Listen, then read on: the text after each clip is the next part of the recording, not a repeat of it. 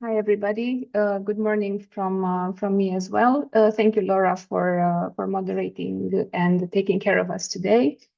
Before I enter into the details and contextualize a little bit what we exactly we are doing and have been doing in SEISMEC, I would like just to provide a brief overview of the project, which is aptly named SEISMEC, or Supporting European Industry Success Maximization through Empowerment-Centered Development.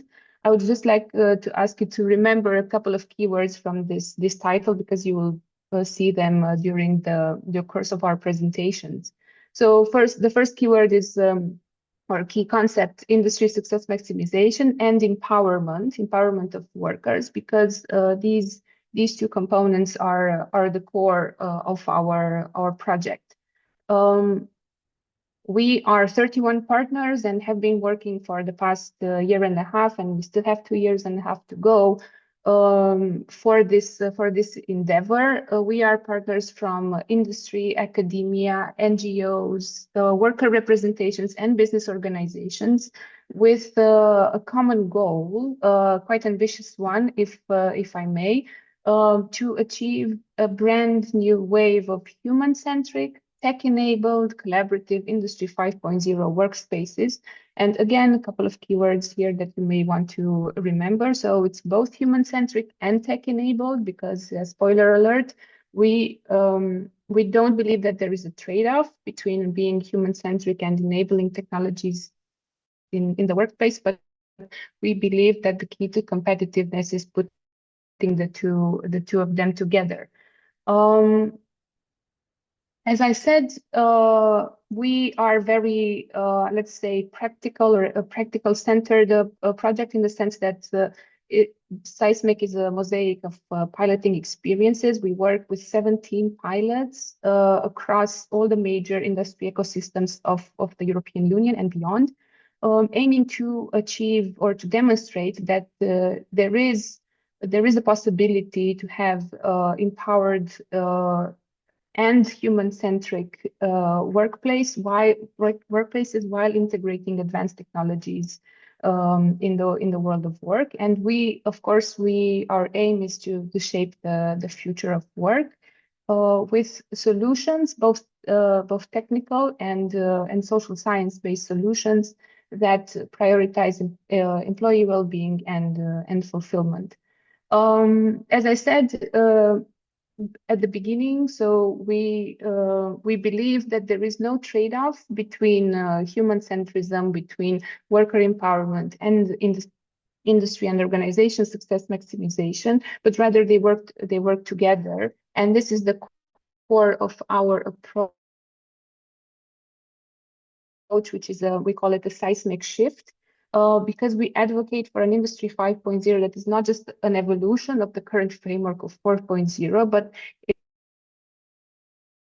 a shift towards this balance at the organizational level, at the industry level, and of course we also want to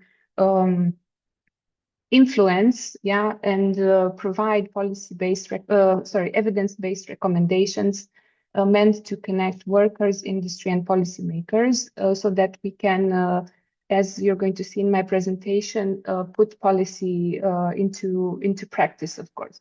So this is just was a brief overview of the project, because now we're going to get into, let's say, brass tacks and be much more applied, I hope, in our approach. My role in this introductory part and in the next 20 minutes, I hope I stick to my schedule, is to contextualize some of the concepts that you have already heard in the introduction by Laura, and also in the presentation. Of course, what is Industry 5.0? What exactly we mean by human centrism, because they might seem buzzwords. And we want to showcase a couple of results from initial investigations into understanding what exactly is happening in the field of human centrism and Industry 5.0. And after that, Anya will continue with a much more applied presentation to what exactly we have been doing. But before I'd like to, since we are almost 50 people here in the chat and in the Zoom, I'd like to see what is your perception of human-centric workplace. And with your permission, if you have a phone next to you, or maybe you can open a new tab in your browser, scan this QR code. My colleagues will put the Menti code in the chat. And my request for you is, okay, what are 3 words that come to mind immediately when you think of a human-centric workplace? I'll switch to the Menti now so that we can see the results in real time. So once again, please scan the QR code that is here, and or use the code below or in the chat to answer our short survey. Okay, so we have a couple of results so far. Thank you for contributing. I see a very interesting word, the symbiosis between human and machines, human values.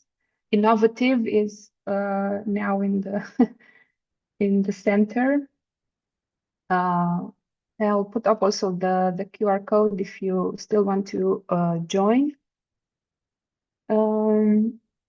Empowerment is such a, yeah, we use it quite a lot, but as I always say in my activity, you also have to translate this exactly means by empowering people. Well-being is now and creativity, which is also a new keyword that is going to be it's going to appear quite a lot in my presentation as well. Good, maybe a couple of more minutes. We can think of other words. Safety, yeah, which is also a part of our activity in SEISMEC. I see quite a lot of innovative, empowering, empathetic, yeah, quite important. Ergonomics, yeah, especially sitting at the desk all day. So this means, yeah, this might be quite important. Okay, a useful workplace. Yeah, that's a good one. You kind of, I wanted to do this exercise with you. You can still respond until I connect to the intro and to what we have done.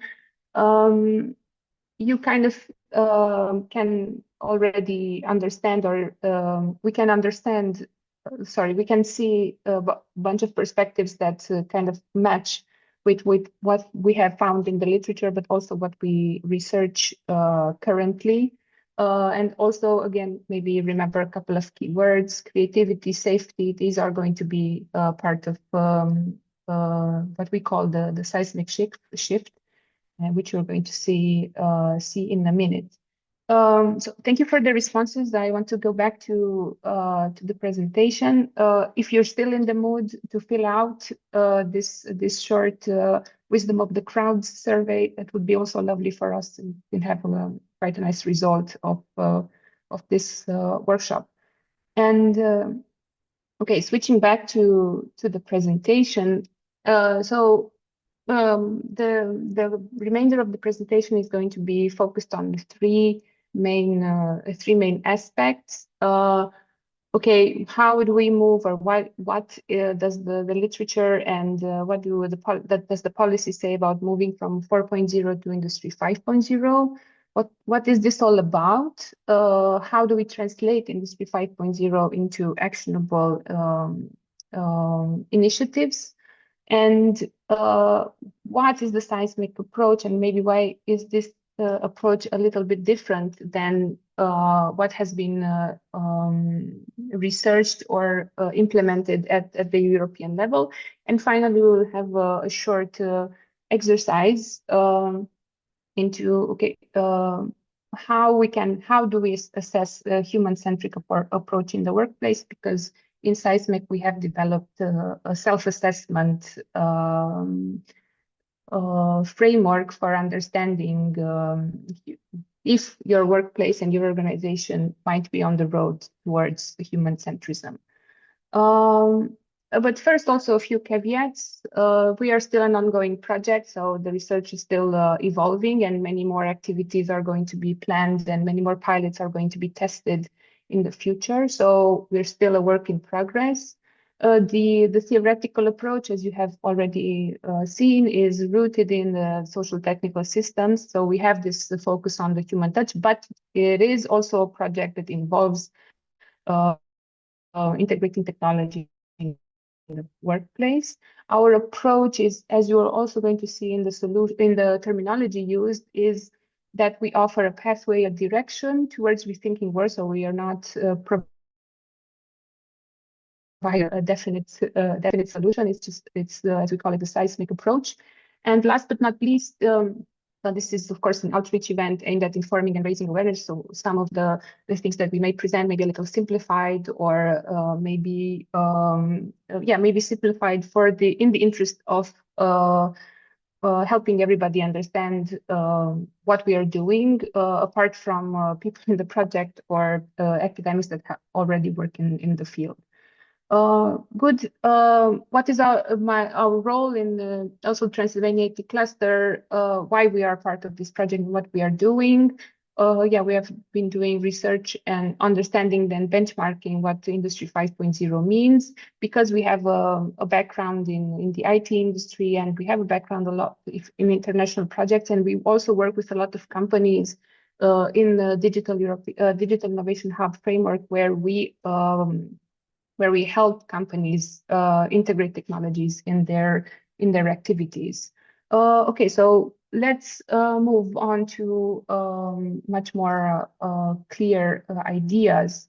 So from Industry 4.0 to 5.0, so this is the framework where we are. I'm sure you have seen at least one variation of this graph before, which illustrates such a nice evolution from the first industrial revolution to up to maybe the early 2000s or the 2010s, to the Industry 4.0 framework, which is focused quite a lot on the communication and the integration of systems together to form cyber-physical systems, where underpinned by AI, massive flows of data, and of course automation. But whenever I see these images, which are quite powerful, we see this very linear evolution. Whenever I see these images, I always think, and I think also people working in seismic think, okay, where are the people in this framework? Because we don't really see them in the image, only maybe at the beginning when they worked in the in the plant, yeah. But in 4.0, we don't really see the people. Is it this is where probably Industry 5.0 intervenes, because due to particular changes and several shocks, Industry 5.0 comes with a shift that is not really tech enabled, or firstly tech enabled, but takes a look at let's say the world from three different perspectives. It aims also to integrate the environmental perspective, of course, the human perspective, and also thinks a lot about how we achieve, I don't know, resilience in the sense of resilient value chains, because of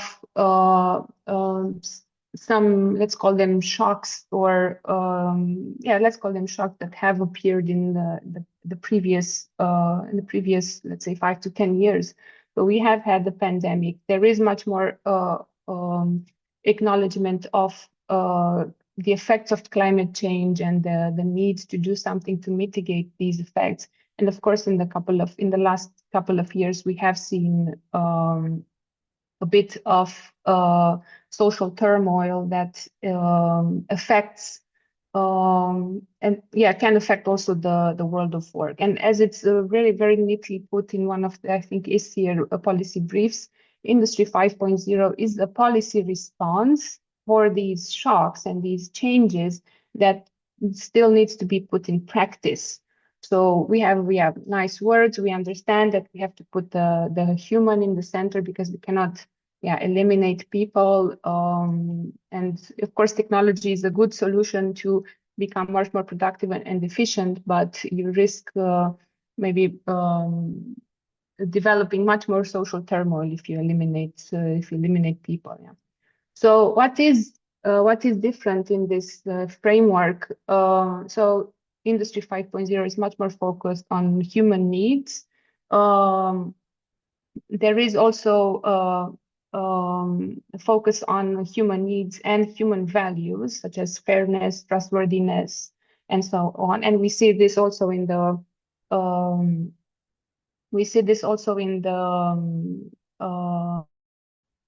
regulatory frameworks, for instance, in relation to technology that have taken place in the European Union, and of course it emphasizes worker well-being, inclusion, and empowerment.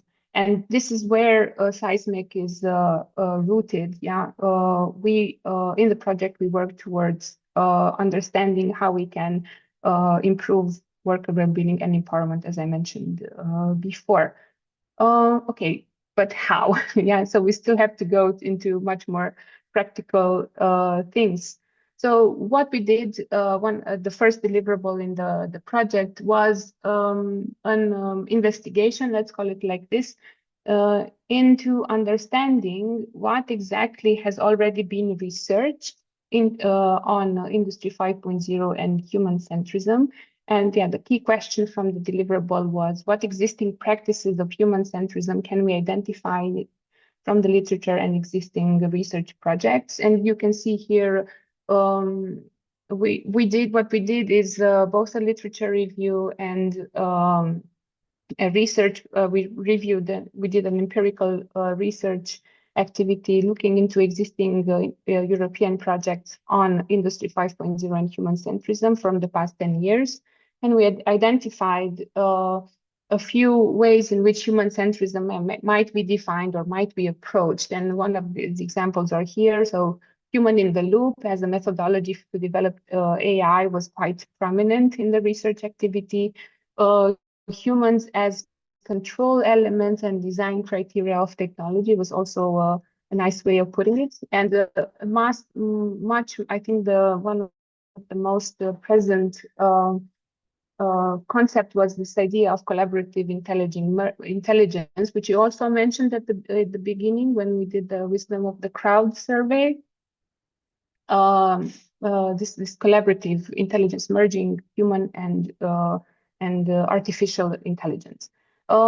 We did find not so much a focus on the skills needed, maybe one or two investigative projects focused on this, which also provides a very nice niche for SEISMEC and the sister projects as well. The research results from this benchmarking of the projects that we did identified 3 or 4 perspectives from which Industry 5.0 and human centrism are seen. Not surprisingly, I might say the technological perspective was quite prominent, or the most important, or the most researched idea, signaling that, okay, from Industry 4.0 to 5.0, it's just a linear evolution, not necessarily a shift. What I mean by this is that technologies were the main thing studied in the human project that claimed to be analyzing human centrism. One of the most prominent technologies also studied research was the integration of explainable AI tools in development of, I don't know, virtual coaches. These are some of the examples that we found. Virtual coaches helping employees in the workplaces, or job scheduling tools to help flexibility and enhance worker empowerment in this respect. So worker empowerment means flexibility in the workplace in one example. And the development of cobots was was also a dimension found in this technological perspective. When looking at the people perspective, what exactly was researched in terms of workers, a lot of the approach is focused on, okay, worker empowerment means we have to involve workers in co-design and co-creation of technology tools, and a lot of development of technologies did that in the project. Other interesting perspectives was looking into how aging workers might fare with technology or how to achieve flexibility for workers. What was most very interesting was this business perspective. The projects that we researched and looked into and the deliverables and the research that was put forward still focused on this idea that workers have to be they need to be productive, and the introduction of these worker empowerment tools and the introduction of ethics or human values might be still a challenge for businesses because it might mean extra costs, of course. And the key thing for businesses was we have to boost acceptance of technologies in the workplace, which is also something that we're working towards. Yeah. So far, as I said, it's from 4.0 to 5.0. It's still, and we can see maybe it's still an evolution, not exactly a shift. But we argue that it must be a shift. So it's not either human-centric or tech-enabled. It's both and this is the core of our approach, which is rooted in a very nice little framework, which is also very explainable, if I may, which we call the SEISMEC framework. So what it means is that we have identified four pairs, but eight major concepts that create the road towards a human-centric workplace. And these concepts together help in the design, development of human-centric workplaces. So what do we mean by this? So the C stands from collaboration and creativity. So we believe, and this is what we have researched and we're testing also, is that streamlining operations with the help of technology, that enhances collaboration, should not restrain opportunities for individual and collective creativity. So putting forward maybe more data, more opportunities for collaboration should empower people to become much more creative rather than just putting them in their own, let's say, pigeonholes, if I may be plastic about this. A stands from autonomy and automation. So automation of work should boost the autonomy of workers and maybe encourage them to pursue goals that harness their skills, empowering them to become better in the workplace. P stands for productivity and privacy. This also goes back to what we said in the beginning, that we aim to find ways of boosting competitiveness. So maybe achieving a much more productive organization or productive worker, if I may, as a key to competitiveness. So we should not sacrifice the rights privacy of people. That is maybe also a value of, especially a European value. We should not sacrifice privacy for productivity, that they have to be, or they should be synergetic concepts. And last but not least, also a concept that you mentioned in the Menti before. Safety is a very big part of a good workplace. As a human-centric workplace, safety should be a driving force and should not come at the cost of job satisfaction. So these four factors, which are still we are testing out and designing a framework within the SEISMEC project, these are at the core of our understanding of human-centric workplaces and Industry 5.0, in the sense that we don't see it as just a linear evolution, but also it's a shift from the traditional way of, let's call it, doing things, So this is in a, hope, quite a short nutshell. I hope I stuck to my time. And as I mentioned before, we have a little. I hope we have a little time to do a short illustration of the seismic self-assessment framework that we developed. Laura, can you correct me? Do we still have the time to do one or two questions from the mentee? Yes. Perfect. But in the meantime, if you have any questions, or we can. There are a few questions in the chat from Mr. Rada, especially. Um, he also shared with us some papers. So, Perfect. Thank you. first one, do you think that Industry 4.0 started in 2010 when it was officially introduced in 2011 in Germany, but was launched first officially in 2013?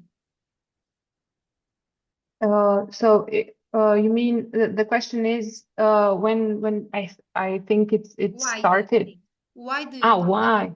Industry Why? 4.0 Yeah. started in 2010? Yeah. Um, I think if I may, I think that history has a tendency to repeat itself, and I I I think it's also it's maybe the same question that we have now in the European Union on competitiveness and acknowledging this productivity gap that we have had against other international players. And my guess is that this acknowledgement that Europe is not competitive enough was also at one of the root causes for this Industry 4.0 framework. I'm saying this, and my argument for this is having studied a little bit, I studied a little bit this history of digital policies in the European Union. The questions related to competitiveness gap and productivity gap and the poor integration of technologies in the workplaces, in R&D, and so on, were still evident also in the 1980s or in the 1990s. And this is the one argument for my answer. Okay, thank you, Mr. Rada. I think that Mirela answered to your question. Also, the next question is that if you have been able to read Industry 5.0 definition, which is being referred by the European Commission,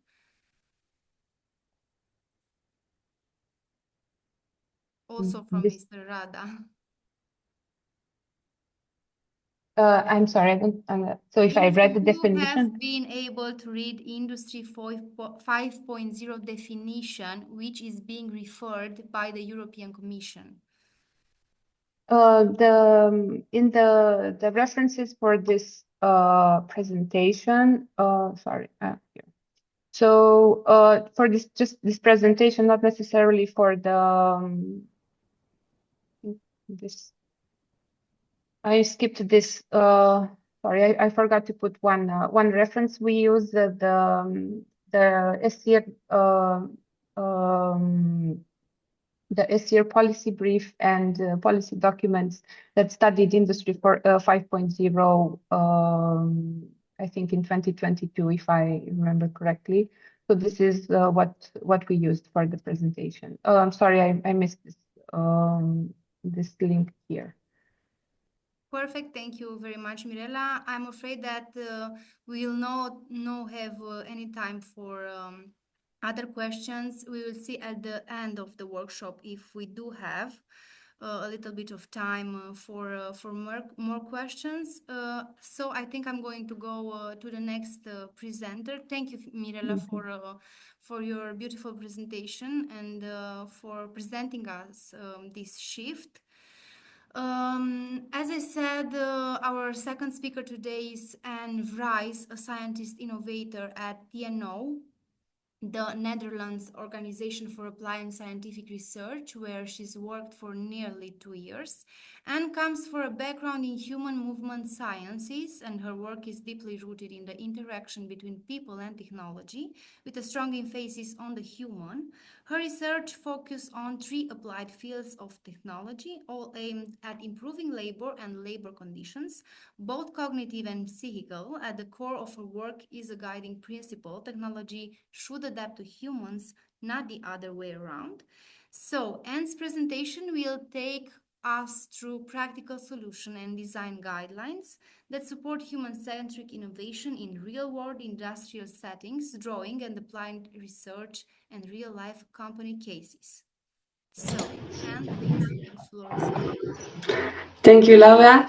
Hi, everyone, and thank you all for joining. My name is Anne, and I work at TNO, like Laura introduced me. And today I will discuss with you human-centric methods and how to apply them. Let me see if it works. Yeah. But first, why are human-centric solutions relevant? Well, as you might already know, the implementation of technology could lead to tensions. As Mirela already explained before, we call them within SEISMEC the CAPS factors. So reasons why the technology is not being implemented, or the technology or the implementation of the technology is not being successful, and therefore, and that's why there's a need for human-centric approach that compasses the compasses that put the worker or the human central when designing or implementing new technologies. Sorry, and can you share the presentation? We don't see the slide. I'm sorry. Good that you say it. Thank you. Let me check. Can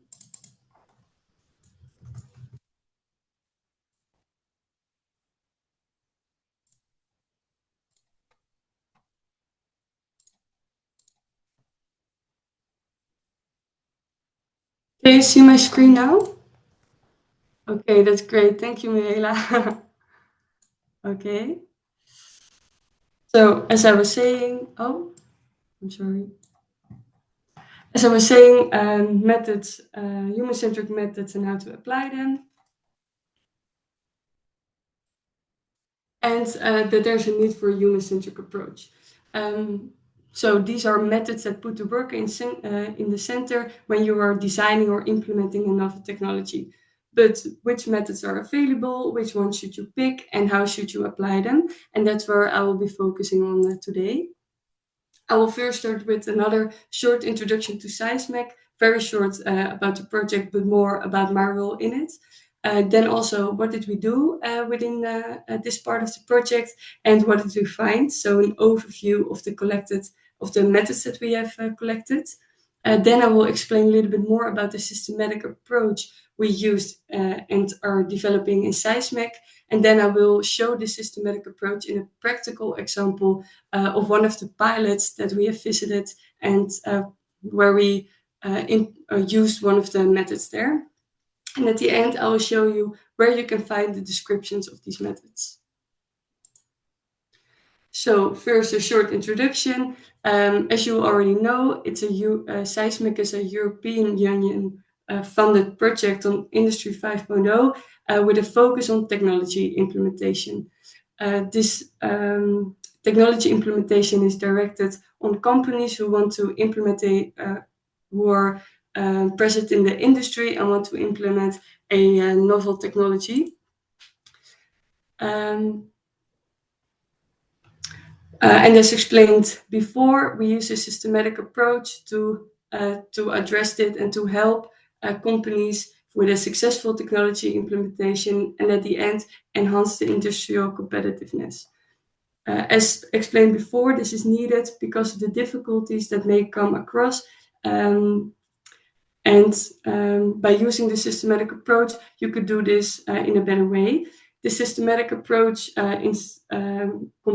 comprises of to identify the problem that the companies approach, then also to determine how to solve it, to apply the solution in real life examples, and then to evaluate it.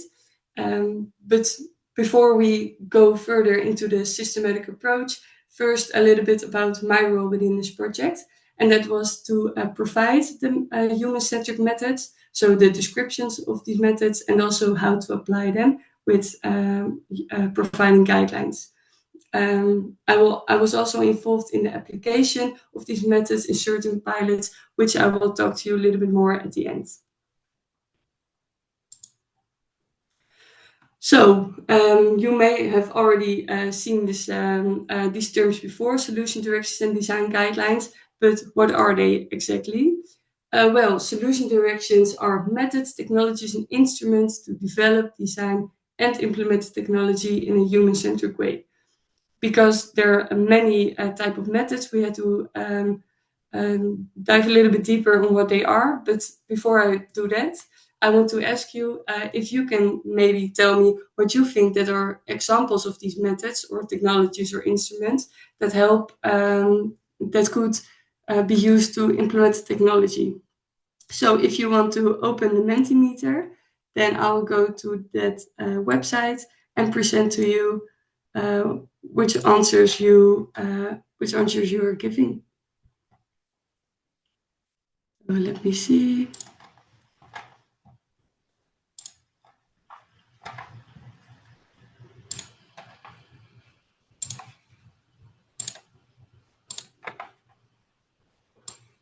Oh. Okay. Okay. There's also a QR code here on the front, so you can fill it in.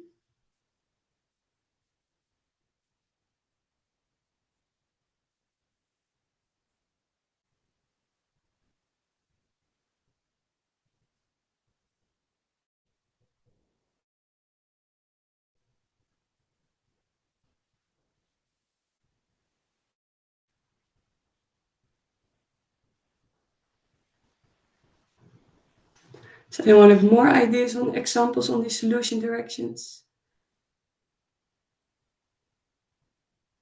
You really have to think about methods that you could apply if you want to design or develop or want to implement a technology. How can you do so? What do you use? Which kind of methods?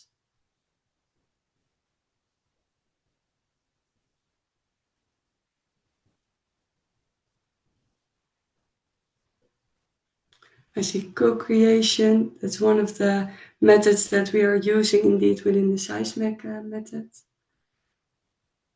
Focus group and interviews.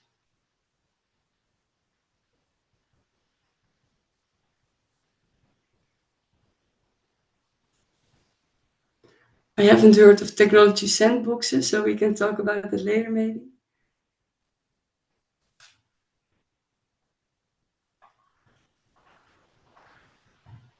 Explainable AI methods, yes, that's also a way to make the technology more human-centric.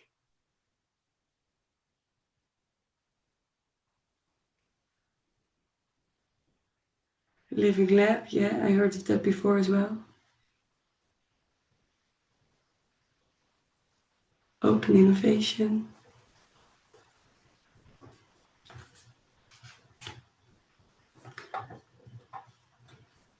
Okay, if there are not any more additional possible solution directions, then I'll continue with my presentation. But thank you a lot for your input. Indeed, some of the technologies that you mentioned, I also found within searching for them. We found indeed co-creation, explainable AI, but also, for example, an innovation camp or human-centric interfaces. These are all methods that you can use to design, develop, or implement your technology in a human-centric way. But then another part is how you perform these solution directions. So very practical, action-oriented guidelines that describe, okay, if you want to use, for example, co-creation, how should you do that? Or if you want to use personas, an example is make a tangible document of the personas with using the data that you collected. So within my part of the project, we described these solution directions, but also very action-oriented, how you should apply them.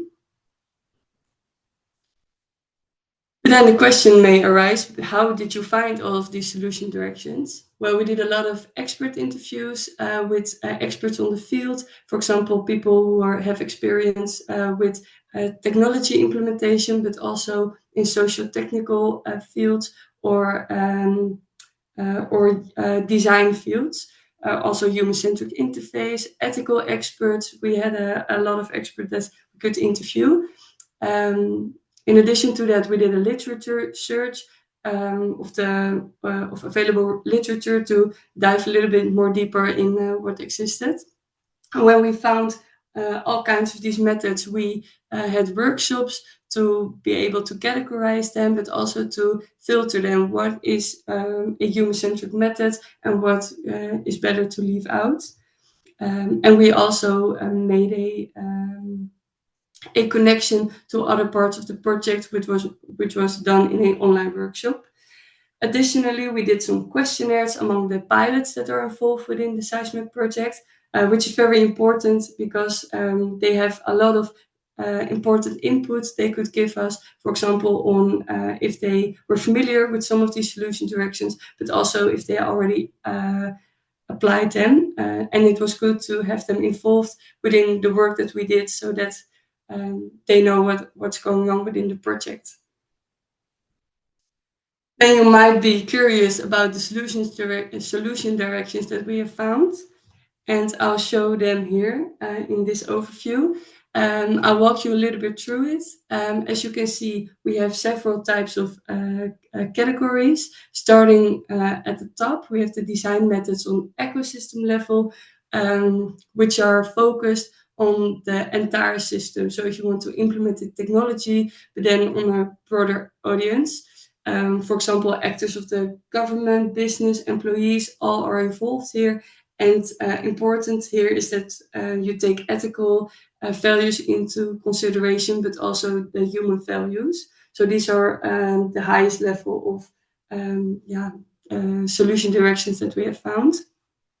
We also found design methods on organizational level that are very much focused on to reshape an organization so that it's more human-centric, or that the responsibility of the employees is put it's like top or bottom up, so that the responsible of the people, the responsibility is put way more down in the organization. These are also according to social technical principles, but also can lead to a better technology implementation. Then we have some more practical methods, namely the design methods on workplace level that require user involvement. So as you already saw at the word cloud, I saw Living Lab and co-creation. These are methods that you use when you want to design or develop a technology and want to use the end users. Involved here are mostly also other stakeholders, such as patients, if it's regarding healthcare, but also engineers, designers, and managers, all kinds of stakeholders. And the focus here is to really develop a technology that is directed to the needs of the people who will be using it. But I will talk a little bit more about, for example, co-creation workshop in the next slide. Then we have design methods that do not necessarily require an end user, but it's better to involve them, but it's not really at the center of the method itself. You can think about personas, where you create a character of the people that you want to use that you want to design the technology for. It's better to have a data collection so that you can really base your information on real life examples or people, but it's not really necessary. And also we see, for example, inclusive and universal design, which are more design principles. At the green bar, you see the technologies that we have found. These are, for example, explainable AI, also serious gaming. We see a lot of those as kinds of technologies. And within these sections, we describe how you can implement or develop them in a human-centric way, or more, yeah. What we also have is at the bottom the instruments. These could be used separate or more as a tool or instrument you can use within one of the other solution directions. So, for example, within a living lab, you can use a workshop to gather ideas or to shape the workshops that you're giving there. So these are all also described in the final deliverable that we created. So to zoom a little bit more into one of these solution directions, I've set a co-creation workshop as an example. So within the descriptions that we created, we describe what it is, when you should apply it, but also examples of when it is applied. This could be on outside the SEISMEC project, but if it is applied within SEISMEC, we describe the example that we performed within SEISMEC, and then also how to apply it.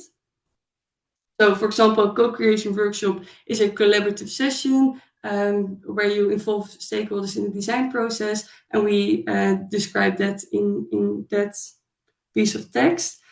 Also, when you should apply it. Now, for example, if you want to develop a technology using input from various kinds of stakeholders, different kinds of perspectives, and most of all in development or design trajectories. So you really get an idea on, oh, if I want to use this method, it is suitable if I want to do a design trajectory.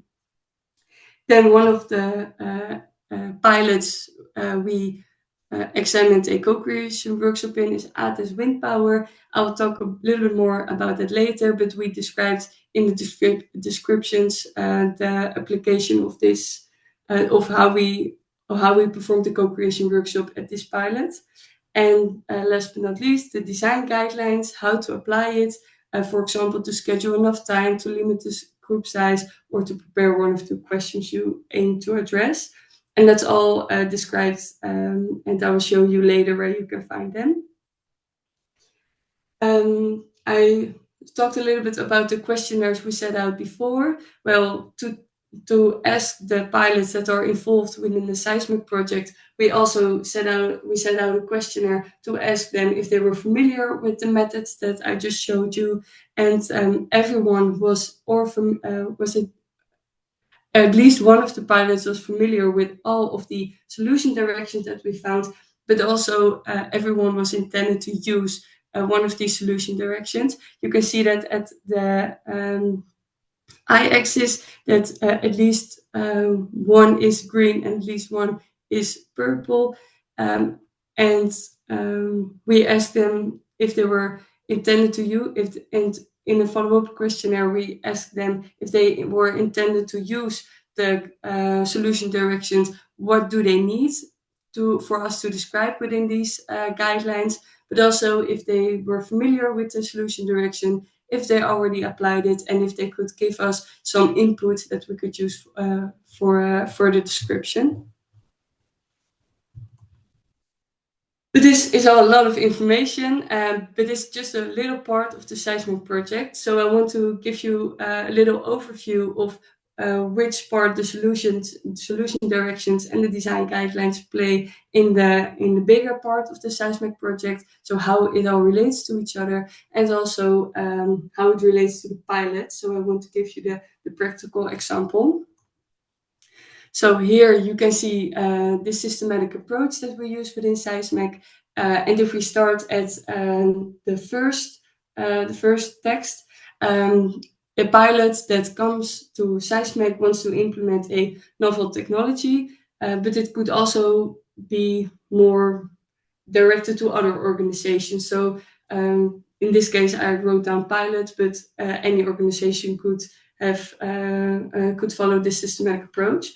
So you first start with that you want to want to implement an advanced technology, but in the second part you can see that the issue that there might that you might walk into various kinds of issues that we in SEISMEC call the CAPS factors.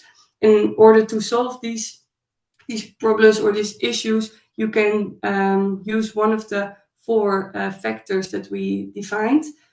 So, for example, that you want to include workers within the design process, that you want to work on trust and understanding. But also, you could focus on learning and skills or privacy and cybersecurity. These are one of the themes that you can then address.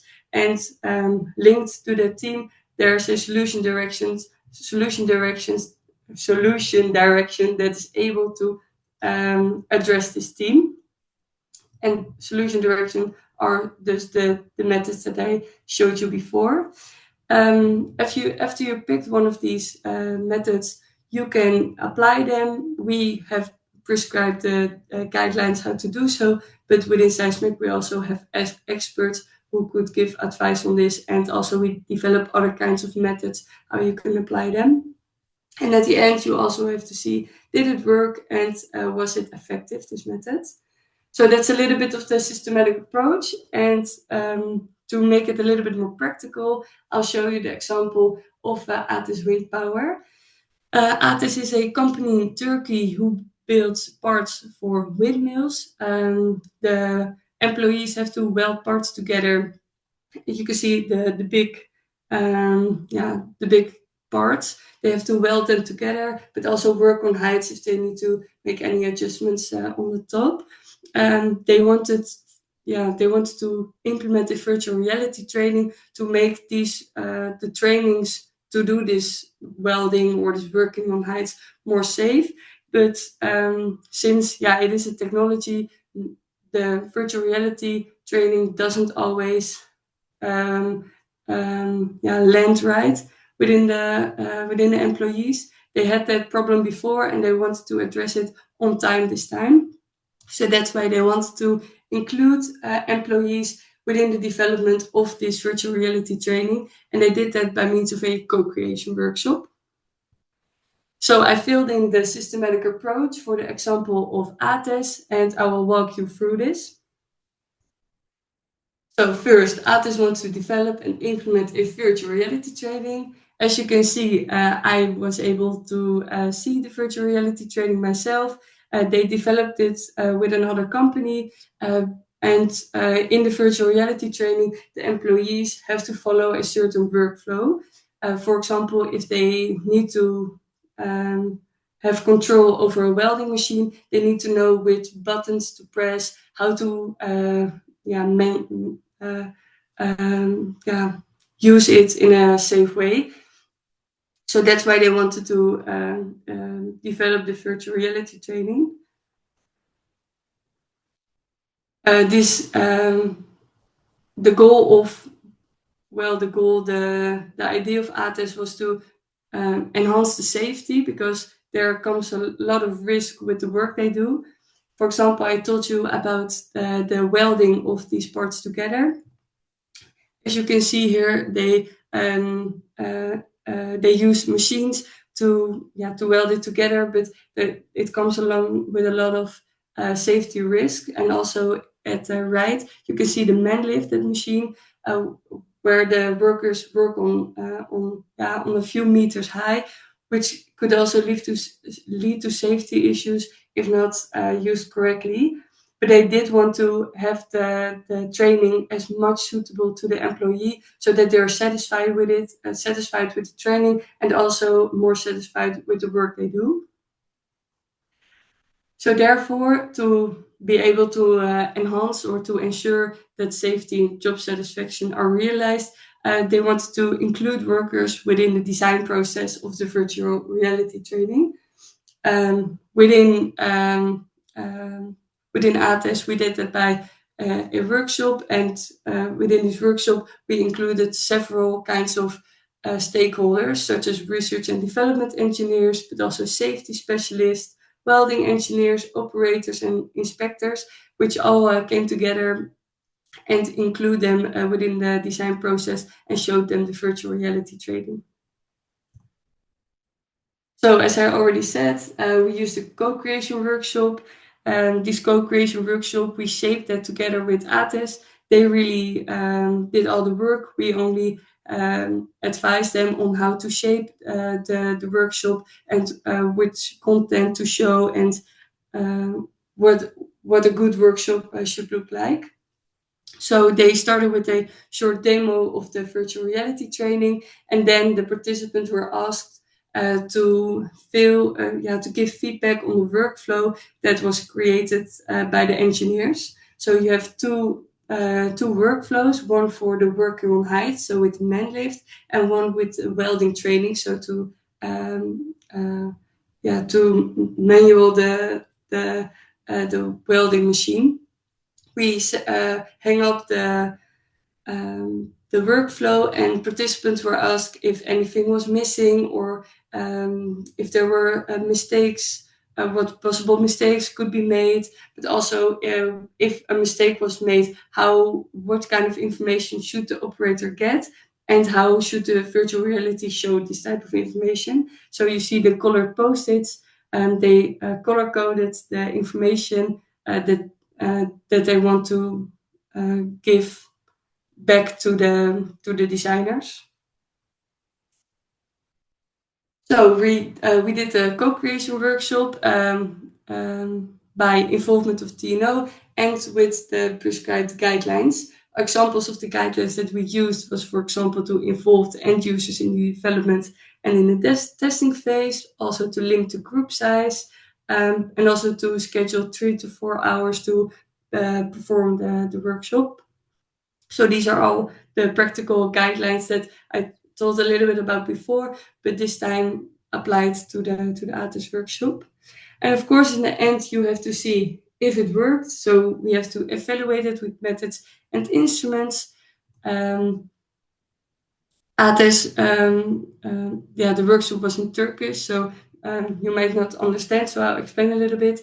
With the orange post-its, they give input on what was missing in the workflow, and in the other post-its, they give feedback on the possible mistakes that could occur and the information they might need or needed from the virtual reality training. So there was a lot of informative and very nice input that they could use to reshape the workflow within the virtual reality training better. And it was also good that, for example, the inspectors were part of this workshop, because they know which mistakes are often made and how you can implement this within the virtual reality training.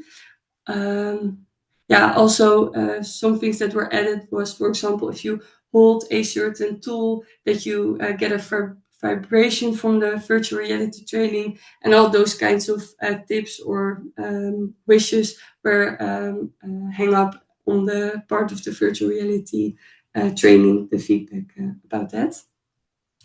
We also asked them if they think it was important that they were part of this workshop or be able to provide feedback, and if they liked it. So they filled out the questionnaire at the end, and they all thought it was important, and also that they really liked being asked for input. And that's also what we saw when we performed the workshop. Everyone was very enthusiastic, engaging, gave a lot of input, and they went away with a nice, satisfied feeling. So we also did, and really liked that the workers were included, and to give better input to the virtual reality training. So to have it again as an overview, this is the structure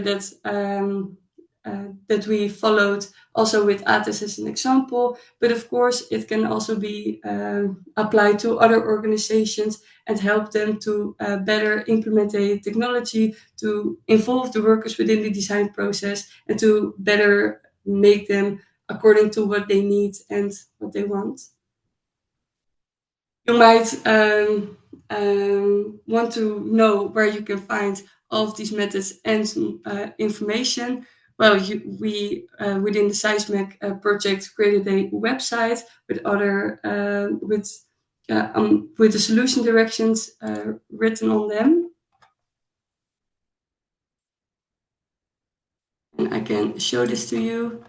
Within this website, you can scroll a little bit through it and see the categories that I explained before and the solution directions that are part of this. So, for example, the co-creation workshop, I showed it a little bit before. It is now a little bit more elaborate, but concise enough that you know if it would be something that you can do or want to apply. The full information, because this is just a small selection of the information that we collected, the full information of each of the solution directions will be available later, but we have to make them a little bit more ready for website publication. So I hope this would give you a little bit more of an idea of what we did within SEISMEC and also more information on what you might be able to do with it. I hope that this would help you in your companies also with a successful technology implementation. So thank you, and I think now it's time for some Q&A. Yes, thank you so much. For this, I will ask my colleague Mirela to share the Mentimeter for make it more easier and to stick to our subject today. Thank you, Mirela, for doing this. And you can shut again. Just to be clear, so I wanted to share the Mentimeter with our examples of questions from the CAPS self-assessment. Maybe if there are any questions before for Anne, before I share my screen. Or you can write them in the chat in the meantime. Just a sec.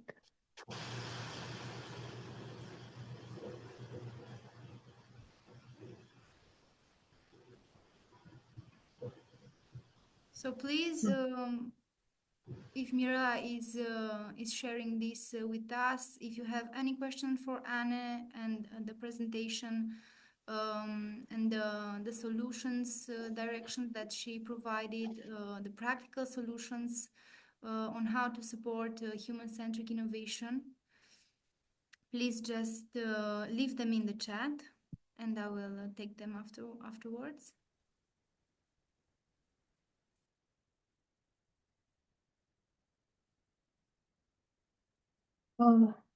Okay, so returning, Anne also mentioned the CAPS framework as a part of the systematic approach to understand these tensions between human-centric and technology enabled solutions. So we wanted to provide a little bit of maybe context so that you can understand how exactly or whether your organization is on the road towards being a human-centric organization, or the workplaces. So we designed, or I wanted to show a couple of examples of questions that we designed along with the Erasmus team on the CAPS framework. I'll put also up here the QR code if you want to enter. The first question is a little bit of contextualization so that we can understand if you're an employee or representative of an employer or of an industry representative. So you have the QR code, and if you want to enter, I hope it works. So I see people joining, that's good.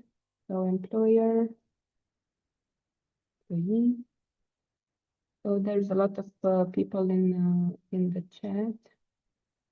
So 42 people. Okay, people entering. Thank you very much.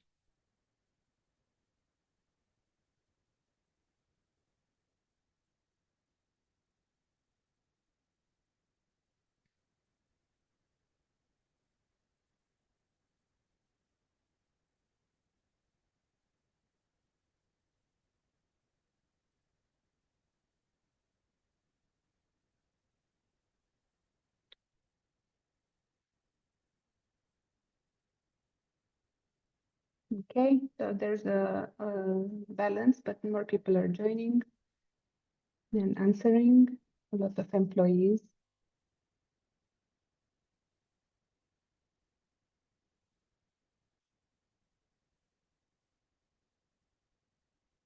Okay, I'll wait a little bit more.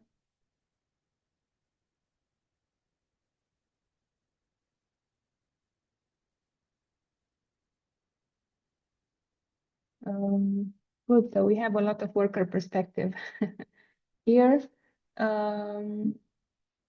Maybe one more or two more people, because we are 40 people in the 40 participants, and 17 people joined. So please try to provide an answer.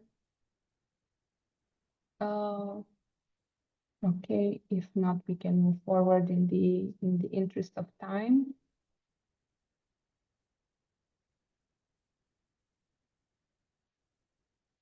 Good.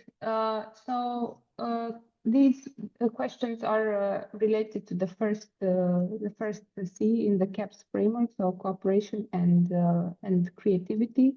They might be a little bit of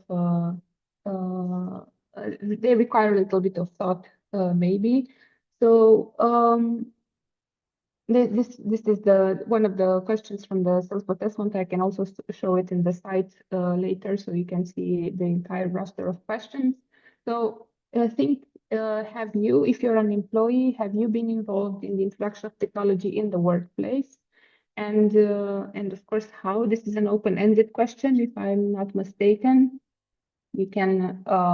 I'm very curious about some of the answers that you may provide us.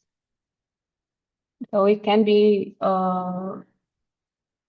this question can be also related to the example that Anne mentioned with the Ateş Wind Power having a workshop to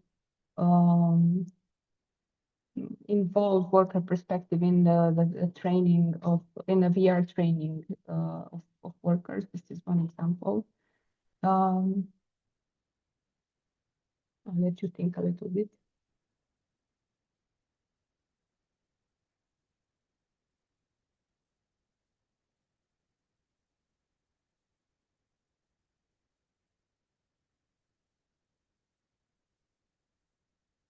Okay, one question, one answer. The decision was made from above. Employees' involvement technology should be used. So it's a top-down decision in this example. Let them choose proper technology. This is all. This also relates to yeah, the skills and the digital skills of employees.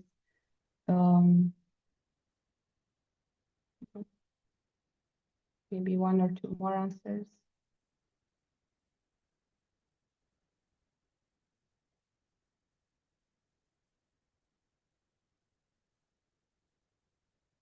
Let me put the QR code up if it's easier for you.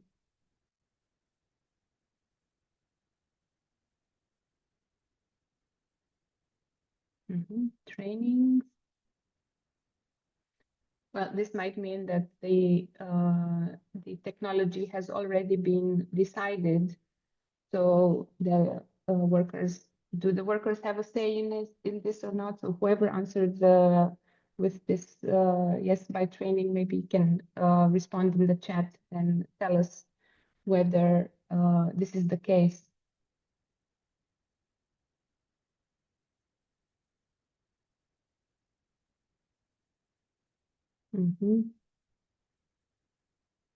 Surveys, that's also a good solution.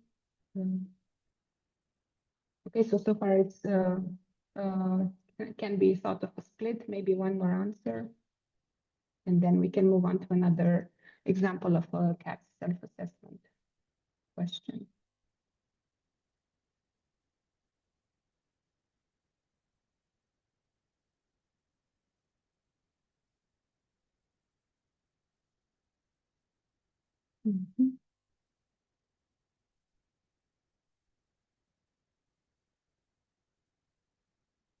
Okay, one let's move on then.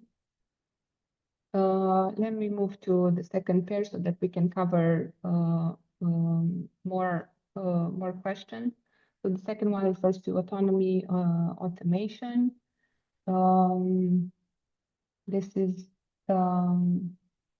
this might be a little bit of a mouthful in the sense that may need a little bit of an explanation. So whether you as an employee or if you feel that you have autonomy as a worker, as a person, also in relation to the use of technology within the organization.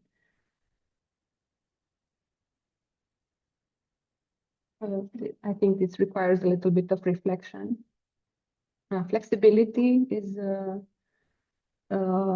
one key thing, and also relates to the investigation that we did in the benchmarking, where worker flexibility was also a key point that was investigated as a means of, I don't know, achieving autonomy. But in the investigation that our colleagues from Erasmus did, autonomy means or can mean much more than flexibility. And this is something that we also research in SEISMEC as well. Okay, so you have choice in determining which projects you can be a part of.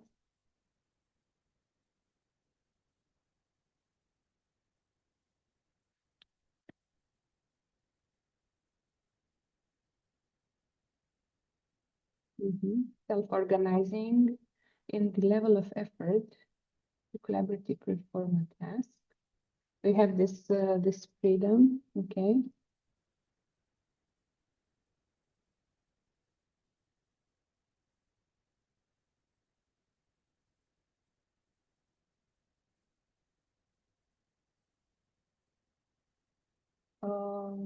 Maybe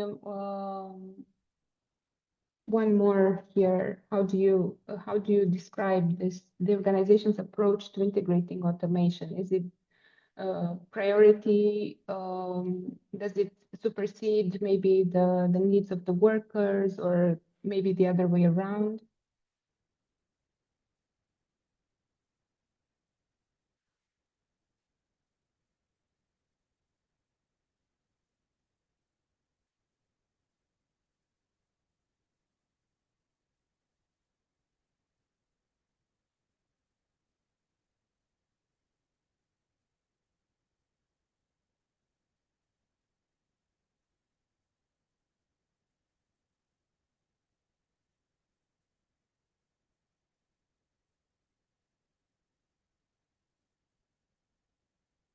Also a question to ponder about.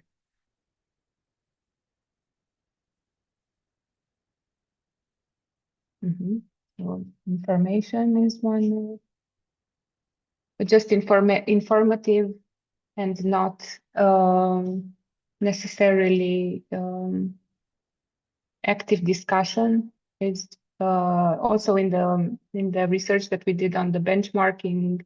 One of the conclusions was that sometimes workers are still a passive recipients of technology. So this answer may reinforce what we discovered also.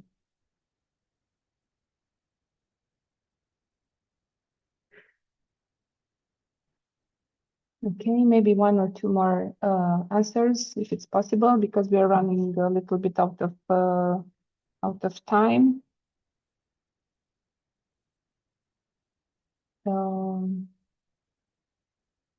If not here, maybe just go to one more.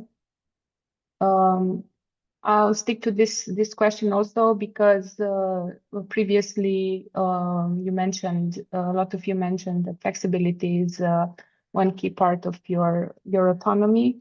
And this is the question relates to, okay, are you expected, what's the balance between the need to be productive while having work arrangements? Can you,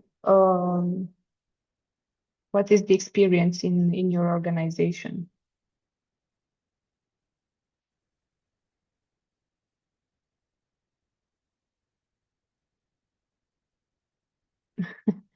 exercise during work hours. It's a good one.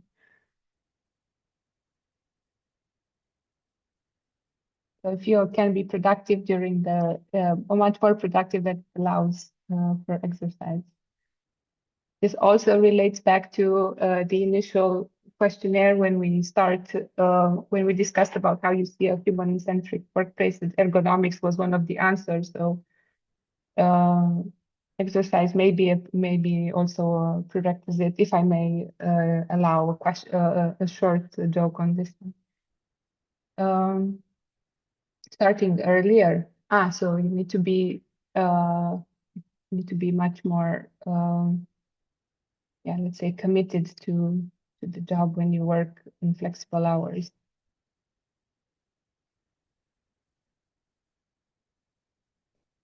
Okay, since we are running a little bit out of time, taking short breaks. Thank you for the answers as well. Just wanted to show one more other question, and then I want to show you from the website where you can find the entire assessment, which takes place at multiple levels. Of course, this is just an extract. So one example of a question in relation to job satisfaction might be this one: what tools and resources are available for employees to improve themselves in their position? This relates to how we defined the satisfaction from the initial presentation.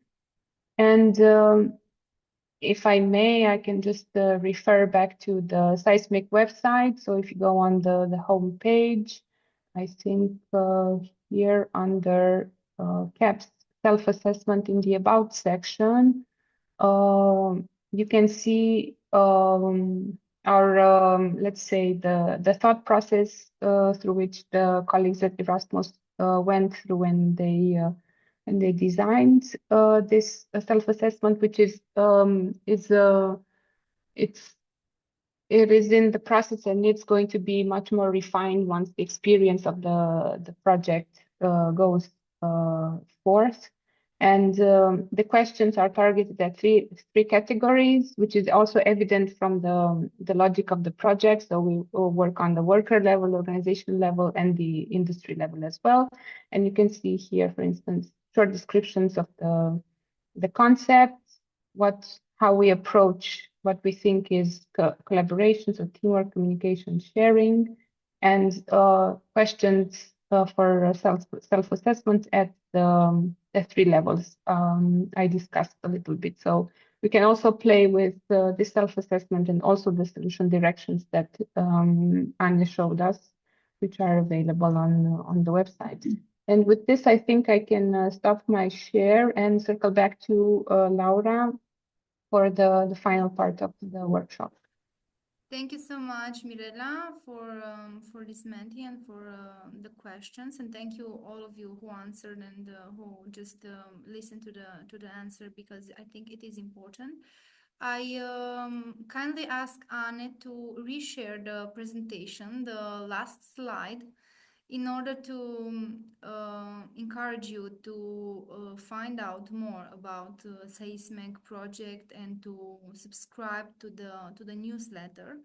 And I just wanted to tell you that the project is currently in its 17th month and will continue until December 2027. I'm sorry.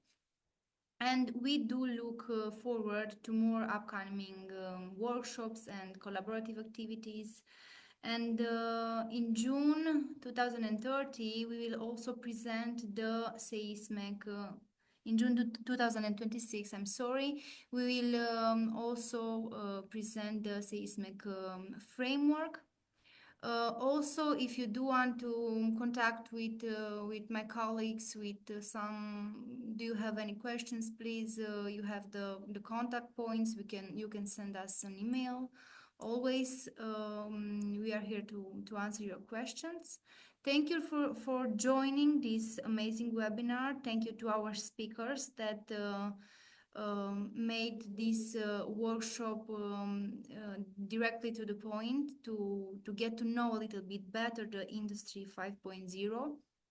and also the purpose of SEISMEC.